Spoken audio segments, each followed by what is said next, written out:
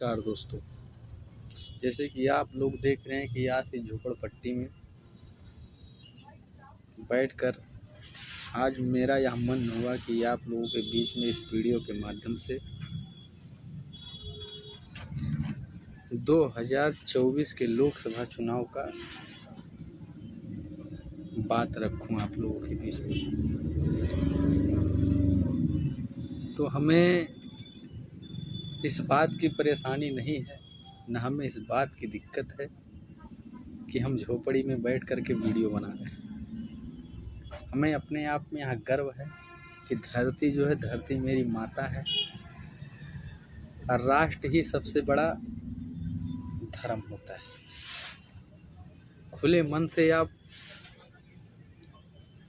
कहीं भी बैठ सकते हैं, उठ सकते हैं, लौट सकते हैं क्योंकि देश ही सबसे बड़ा सर्वोपरि होता है जीवन में। देश है तो सब कुछ है। धरती है, माँ है, ज़मीन है, किसान है, मजदूर है, बहुत सारे ऐसे चीज़ हैं, पक्षी है, जीव हैं, इंसान है, सब कुछ मान के चलिए कि आप देश के अंदर ही आ जाते हैं। तो वीडियो मैं इसलिए बना रहा हूँ और वीडियो के माध्यम से मैं आप लोगों के बीच में 2024 के लोकसभा चुनाव का तो बात मैं रखूँगा और विपक्ष के पार्टियों का भी बात रखूँगा, सत्ता पक्ष के लोगों का भी बात रखूँगा, क्योंकि चुनाव का माहौल जो है आने वाला है। ऐसी टाइम से जो है चुनाव का सरगर्मियाँ तेज़ हो गई हैं 2024 के लोकसभा चुनाव का। तो मेरा भी यह मन हुआ कि मैं भी अपने जो भी मेरे मन में बात चल रही हैं वह सारी बात आप लोगों के बीच में मैं रखूँगा। मैं भी बहुत बारीकी से अब की बात 2024 का लोकसभा चुनाव जो है उसको फॉलो कर रहा हूँ। और राजनीति जो है, मुझे जब दिलचस्पी हुई राजनीति में तो 2017 से हुई। 2017 से मैं भी जितने भी देश में चुनाव होते हैं, कैसे होते हैं, क्या उनकी प्रक्रियाएं होती हैं, उस चुनाव का क्या मतलब निकलता है, लोग कैसे जीतते हैं, लोगों को कैसे टिकट मिलती है, जनता के प्रति कौन सबसे ज़्यादा ईमानदार होता है, कौन जनता का सेवक बढ़िया बनना चाहता है, कौन जनता के बीच में रहता है। तो धीरे धीरे व्यक्ति को सीख मिलती है। तो हमने भी 2017 से लेके अब तक अपने अनुभव के साथ जो भी मेरा अनुभव है, उस अनुभव के नाते मैं बहुत कुछ सीखा हूँ। राजनीति में क्या उलटफेर होती है, कैसे सत्ता बनाया जाता है, कैसे सत्ता गिराया जाता है, सत्ता में क्या परिवर्तन आना चाहिए, जनता की बात कैसे उठानी चाहिए, जनता का मुद्दा क्या होता है, उनको कौन सी योजनाएं देनी चाहिए, उनको आगे बढ़ाने का कैसे काम किया जाए। तमाम सारे ऐसे विकल्प होते हैं चुनाव के अंदर, जो कि अपनी मैनिफेस्टो में जिन पार्टी का चुनाव में मैनिफेस्टो होता है, उस मैनिफेस्टो के हिसाब से अपनी दलीलें देते रहते हैं। तो अब आ जाते हैं हम विपक्ष के पार्टियों के ऊपर। आजकल देश में यही चर्चा चल रही है कि भारत देश के जितने भी विपक्षी पार्टी हैं, जब सब लोग एक हो जाएंगे तभी हो सकता है नरेंद्र मोदी जी को टक्कर दे पाएंगे, अन्यथा कोई विकल्प नहीं हो पाएगा उनको हराने के लिए। सही है, अच्छा है।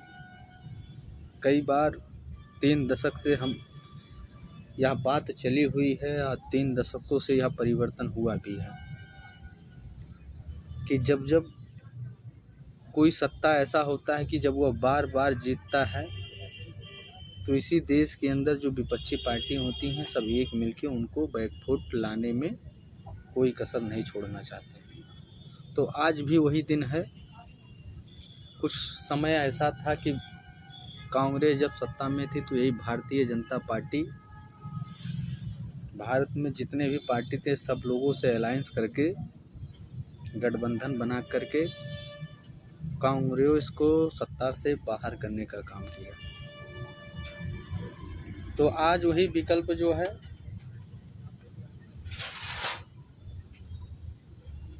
अब देश के जितने भी विपक्ष पार्टियां हैं उनके पास अब यह विकल्प हो गया है कि नरेंद्र मोदी जी को कैसे परास्त करने का काम किया जाए। इसीलिए एकजुटता करने के लिए, एकजुटता होने के लिए कुछ लीडर रहते हैं प्रयास कर रहे हैं। जैसे कि हम यहाँ कह सकते हैं कि हम अरविंद केजरीवाल से ही शुरू करना चाहेंगे। विपक्ष के नेता जो हैं अरविंद केजरीवाल जी जो है दिल्ली में दूसरी बार उनके पार्टी की सत्ता बनी, मतलब दूसरे बार वह मुख्यमंत्री दिल्ली के बने। जब दूसरे बार वो दिल्ली में मुख्यमंत्री बने तो उनको अब यह एहसास हो गया है कि हम पूरे भारत में जा कर के अपने पार्टी को स्थापित करने का काम करेंगे हर राज्यों में, और वह जा भी रहे हैं। और सबसे पहले अगर जो पूरे दमखम से कहीं भी प्रचार प्रसार करने का काम किया तो वह पंजाब के अंदर करने का काम किया। पंजाब में दिल्ली की तो जो उन्होंने सत्ता बनाया वो तो बनाया ही केजरीवाल जी ने। अब भारतीय जनता पार्टी जो है वो सत्ता बचाने के लिए वह भी अपने कथित प्रयास करने में कोई कसर नहीं छोड़ रही है। हालांकि मेरी जहाँ तक यह जानकारी है कि पंजाब में अभी तक उनका भारतीय जनता पार्टी का संगठन जो है मजबूत नहीं हो पाया। वो अपना ज़मीन वहाँ अभी तक नहीं बना पाए। लेकिन केजरीवाल जी हैं जो पंजाब में गए, अपना ज़मीन ढूंढे और ज़मीन ढूंढने के बाद मुख्यमंत्री का दावा उन्होंने ठोक दिया, मुख्यमंत्री बनाया भी पंजाब के अंदर। और उनके पार्टी से एक पंजाब से एक सांसद भी जीत के आया, जो कि केजरीवाल के पास जो है कोई भी सांसद नहीं था। पार्टी का एक सांसद भी हुआ उसी पंजाब से, उसी पंजाब के अंदर एक मुख्यमंत्री भी बनाए। तो उनको अब यह लग रहा है कि धीरे धीरे जो विपक्ष के नेता हैं, विपक्ष की जितने पार्टियां हैं, उन लोगों से मिलें। अब वह जो है पहला जब मैं उनको जब फॉलो किया तो पहले वो गए उदय ठाकरे जी से मिलने के लिए। अब उदय ठाकरे भी मिले, सम्मान दिए, चर्चा हुई दोनों में कि आने वाले 2024 के लोकसभा चुनाव में हम आपसे सहमत होकर 2024 के लोकसभा चुनाव का एक साथ होकर चुनाव लड़ने का काम किया जाएगा। उदय ठाकरे जी को कि यह भी लगा, भाई महाराष्ट्र के मुख्यमंत्री थे, वो सबसे बड़े इकोनॉमिक के प्रदेश, उनको भी, उदय ठाकरे को भी जब एहसास हो गया कि हमें विपक्ष का साथ देना चाहिए, क्योंकि उनको विपक्ष का साथ देना ही पड़ेगा। उनके पास चुनौतियां, मजबूरियां तमाम उदय ठाकरे जी के पास। जिस प्रकार से उनके साथ सब कुछ हुआ हम और आप और सब लोगों ने देखा उस चीज़ को कि एकनाथ शिंदे जी ने उनके ही पार्टी से निकल कर के उनके ही विधायक को तोड़ करके लेके जाके अपना सत्ता बनाने का दावा ठोक दिया और दावा सही भी निकला। आज एकनाथ शिंदे जी महाराष्ट्र के मुख्यमंत्री हैं। तो एक बात तो यह हो गया कि केजरीवाल उद्धव ठाकरे जी से मिली। उसके बाद में बिहार के मुख्यमंत्री उप मुख्यमंत्री आदरणीय नीतीश कुमार जी दिल्ली में आए, उनसे मुलाकात हुई। साथ में तेजस्वी यादव भी आए, उनसे भी मुलाकात किए अरविंद केजरीवाल जी। फिर अखिलेश यादव जी के पास गए केजरीवाल जी। अपने पंजाब के मुख्यमंत्री को लेकर साथ चल ही रहे हैं। उसके बाद में शायद उतना हमें न्यूज़ नहीं पता है, चर्चा में यह भी रहता है कि ममता बनर्जी से भी शायद वह मिले। हम तो उस पर उतना हम नहीं जाएंगे। अब इनको केजरीवाल जी को यह लगता है कि विपक्ष के जितने पार्टी हैं, जितने नेता हैं, जितने लीडर हैं, सब लोगों को साथ ले लेंगे तो विपक्ष का चेहरा हमारा ही होगा, हमारा ही चेहरा घोषित करके प्रधानमंत्री का विपक्ष का चेहरा हमें ही बनाएंगे। केजरीवाल को ऐसा लगता है।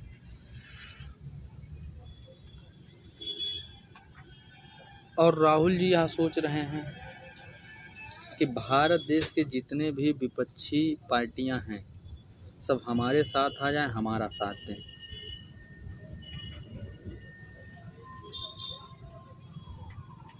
लेकिन मुझे जहां तक यह लगता है कि विपक्ष का जो है वह यूनिट नहीं बन पा रही है, वह संगठन नहीं बन पा रहा है, वह ढांचा नहीं बन पा रहा है जिस प्रकार से विपक्ष के लोग बनाना चाहते हैं।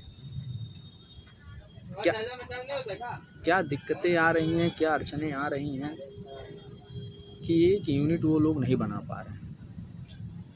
जब एक आदमी प्रयास करता है तो दूसरा आदमी छटकता जाता है, दूसरा आदमी प्रयास करता है, तीसरा आदमी छटकता जाता है, चौथा आदमी प्रयास करता है, पांचवा आदमी छटकता जाता है।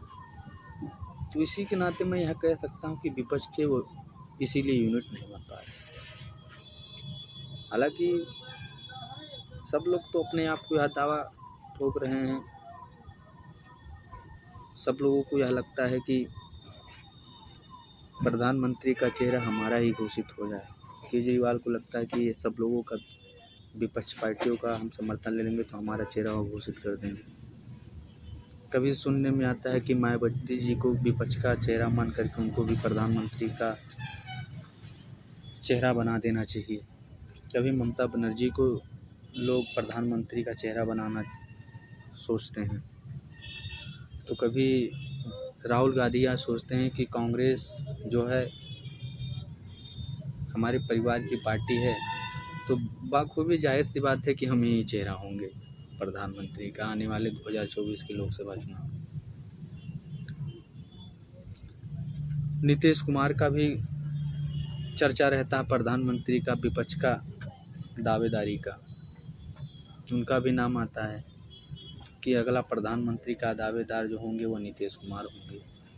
तो तमाम सारे ऐसे लीडर हैं जो विपक्ष का प्रधानमंत्री का चेहरा की बात होती है, कोई एक लोगों का नहीं होता है। लेकिन मैं जहाँ तक यह जानता हूँ कि देश में आज़ादी से लेके अब तक आज यह अवसर है लोगों के पास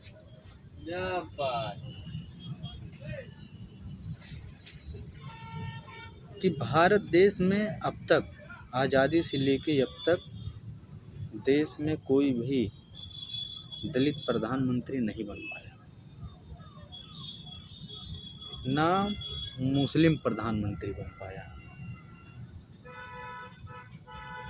गौर इस पे करना होगा। चलिए छोड़ दीजिए, आप लोगों को ऐसा लगता है कि मुस्लिम जो काम होती हैं वो कट्टरता के रास्ते पे चलती हैं, उन पे विश्वास नहीं किया जा सकता है और उनको प्रधानमंत्री का चेहरा हम नहीं बना सकते, ना उनको देश में प्रधानमंत्री देखना चाहते हैं।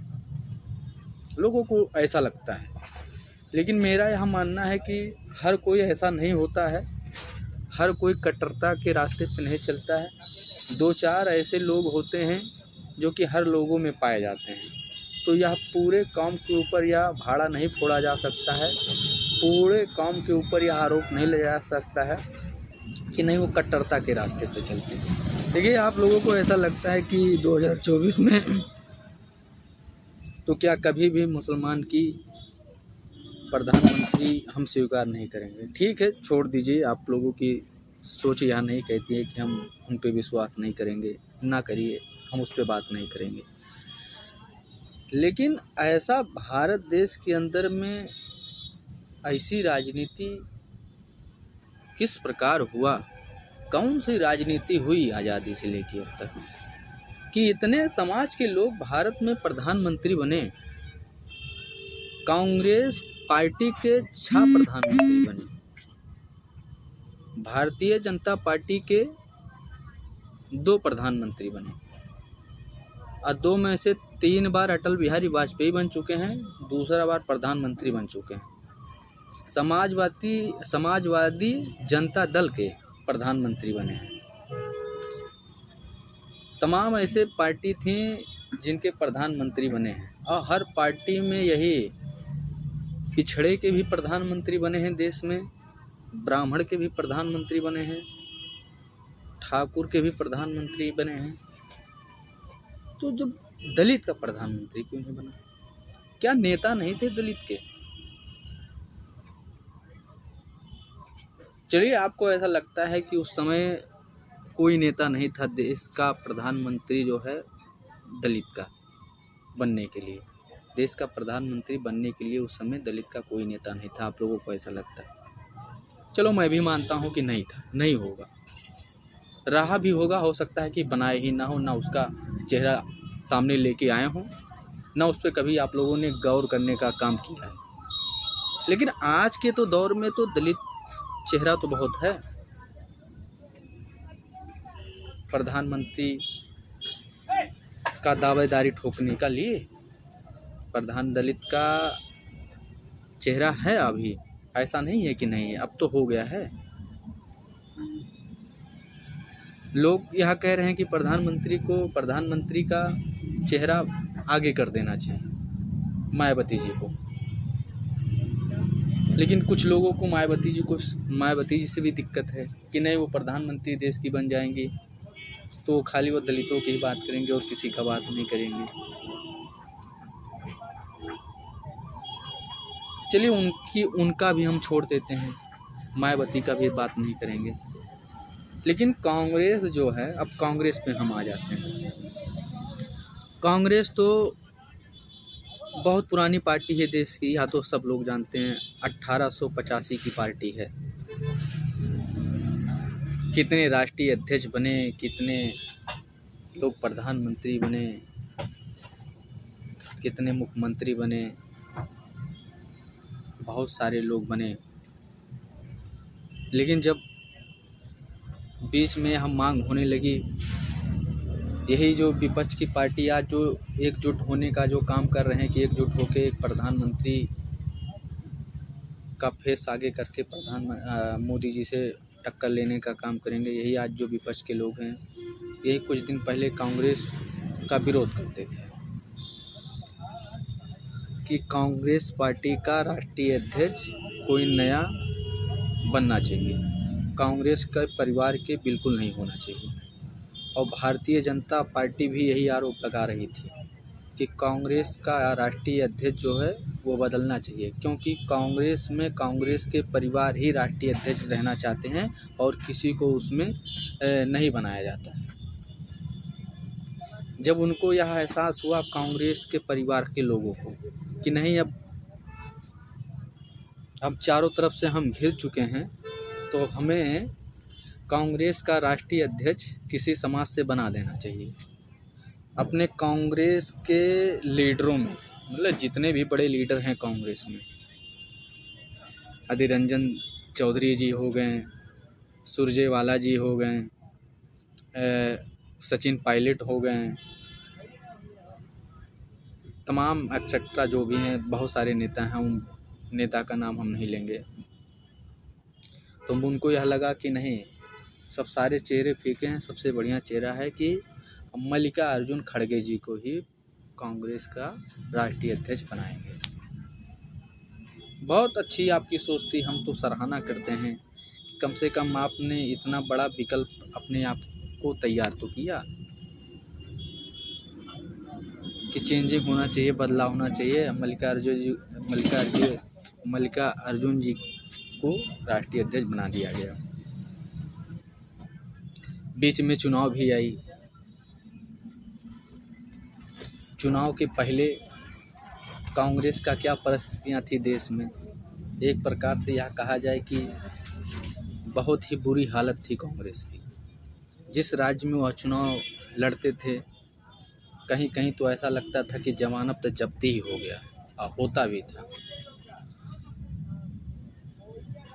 लेकिन आजकल के दौर में जब से मल्लिकार्जुन खड़गे जी कांग्रेस पार्टी के राष्ट्रीय अध्यक्ष बने,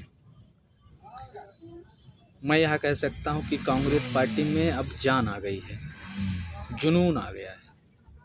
आप लोग देखे होंगे कि बीच में चुनाव हुआ, गुजरात का चुनाव हुआ, कर्नाटक का चुनाव हुआ, हिमाचल प्रदेश का चुनाव हुआ। यही मल्लिकार्जुन खड़गे जी के चेहरे पर कांग्रेस को बहुत लाभ मिला। कांग्रेस पार्टी बहुत मजबूत हुई। अब जाके राहुल गांधी जी जो हैं, भारत जोड़ो यात्रा के माध्यम से उन्होंने पूरे देश में भ्रमण किया, और मल्लिकार्जुन के खड़गे जी के नेतृत्व में चुनाव कैंपेनिंग में हर जगह वो जहाँ जहाँ चुनाव हुआ, मल्लिकार्जुन जी गए, चुनाव प्रचार किए। चुनाव प्रचार में रिजल्ट आप लोगों के सामने है कि उनकी क्या अहमियत रही, उनकी क्या भूमिका रही। चुनाव में 2 प्रदेश में उन्होंने मुख्यमंत्री बना दिया। ये बहुत सारी बदलाव हुई, ऐसा नहीं कह सकते हैं कि बिल्कुल बदलाव नहीं। तो यह असर पड़ा कि एक दलित का जब चेहरा लाया गया, राष्ट्रीय अध्यक्ष बनाया गया कांग्रेस का, तो उसका कांग्रेसियों को उनका फ़ायदा मिला। तो आज मेरा यह कहना है कि विपक्षियों को भी यह सोचना चाहिए कि अगर जो 2024 का लोकसभा चुनाव है, अगर जो हम लोग आपस में ही अपना अपना चेहरा घोषित करते रहेंगे तो मोदी जी को टक्कर नहीं दे पाएंगे। फिर भारतीय जनता पार्टी फिर से 2024 के लोकसभा चुनाव में फिर प्रधानमंत्री नरेंद्र मोदी जी बन जाएंगे। तो हम विपक्ष के पार्टियों के लोगों से कहना चाहते हैं, भैया आप लोग क्यों अपने आप को या फैसला नहीं ले पा रहे हो? ऐसा क्यों चेहरा नहीं लेके आ पा रहे हो कि जो मोदी जी का टक्कर ले सके, जो मोदी जी को टक्कर दे सके?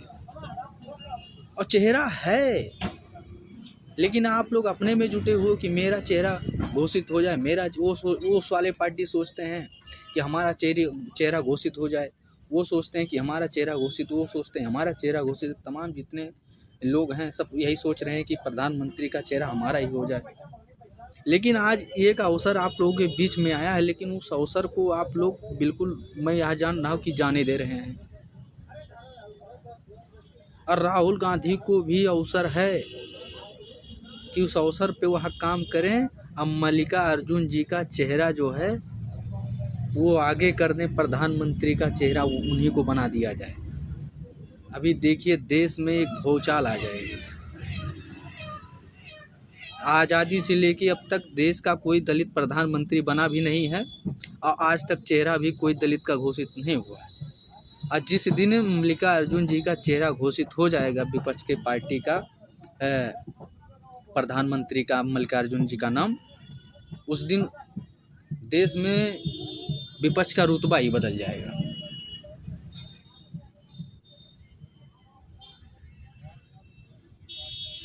और यही मौका है मोदी जी को प्रश्न करने का।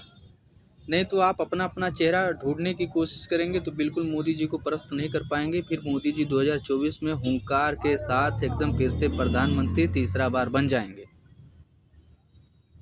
और यदि ये मल्लिकार्जुन खड़गे जी का चेहरा घोषित हो जाता है विपक्ष का प्रधानमंत्री का दावेदारी का, तो मैं यह दावे के साथ कह सकता हूं विपक्ष के जितने भी पार्टी रहेंगे, जिसका मन नहीं रहेगा समर्थन देने का, वह भी दमदारी से मल्लिकार्जुन खड़गे जी का साथ दे देगा। और देश की जनता भी बदलाव चाहती है कि प्रधानमंत्री बदलना चाहिए।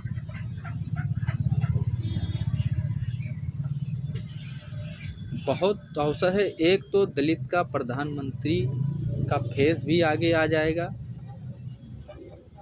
लोगों में एकजुटता, एक ताकत दिखाई देने का भी काम होगा, हर पार्टियों से समर्थन भी मिल जाएगा।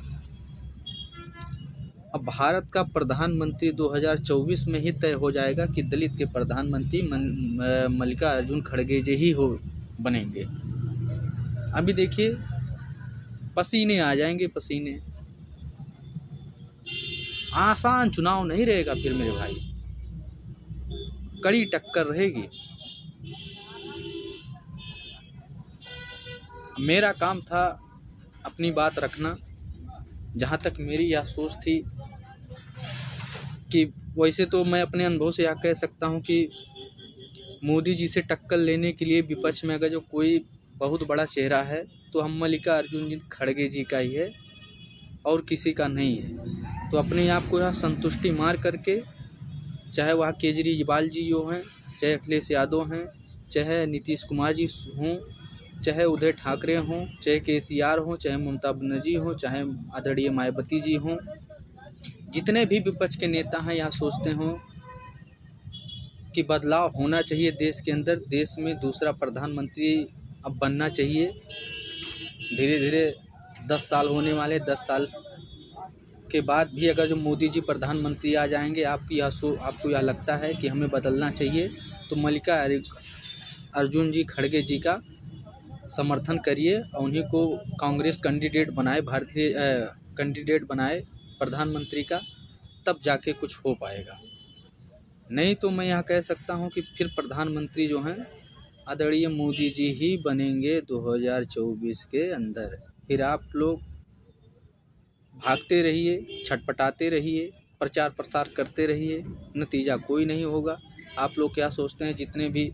हाँ अच्छा, यह भी एक बात आता है कि अखिलेश यादव से यह सुनने में आता है, आज कई दिनों से मैं यह सुन रहा हूँ कि अखिलेश यादव जी का यह बयान है कि जितने भी विपक्ष के पार्टी हैं जिन प्रदेशों में, वो अपना अपना प्रदेश संभाल लें, भारतीय जनता पार्टी साफ हो जाएगी। अरे मेरे भाई ऐसा नहीं है, आप जो ऐसा कह रहे हैं भूल है। 2019 में लोकसभा चुनाव में आप लोग ऐसे ही किए थे, सब लोग मंच पे आए थे, लेकिन उसका परिणाम कुछ निकल नहीं पाया। मोदी जी ने फिर से दावा ठोक करके 2019 में प्रधानमंत्री बने। अगर जो आप लोगों की लापरवाही ऐसे ही रहेगी तो फिर से वह नरेंद्र मोदी जी प्रधानमंत्री बन जाएंगे।